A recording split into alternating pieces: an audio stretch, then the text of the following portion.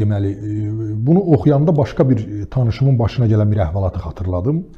Deməli, o akademiyada işləyirdi və kvant fizikası üzrə axtarışlar aparırdı. Təbii ki, komediya ilə buradan başlayır. Azərbaycan Elmlər Akademiyasında işləyən bir adam kvant fizikası ilə məşğuldur və lətifə artıq buradan başlayır. Çünki o qədər paradoksal bir vəziyyət yaradır ki, bu Azərbaycanlı və kvant. Yəni onlar indi Lütfuzadəni deyə bilərsiniz, onlar Amerikada, yəni xaricdə. Bizdə heç vaxt o mühit yoxdur. Yəni bu bir reallıqdır, bunu qəbul etməliyik. Və o bir balaca Einsteynin deməli, Einsteyne sevgisindən bir balaca onun təsirinə düşüb, dilini çıxardaraq sosial şəbəkələrdə bir paylaşım eləmişdi.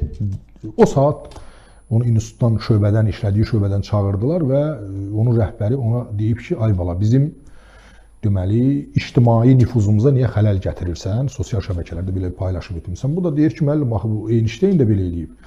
Həmin şöbə müdirinin cavabı çox dahiyanə olduğu üçün mən istəyirəm onu sizin diqqətinizə çatdırım. Deyib ki, oğlum, sən bizi o cür adamlarla, ümumiyyətlə, qərb alimləri ilə müqayisə eləmə. Biz onlarla müqayisədə sənin tədqiqatını apardığın o kvant zərrələri qədər balaca adamlarıq.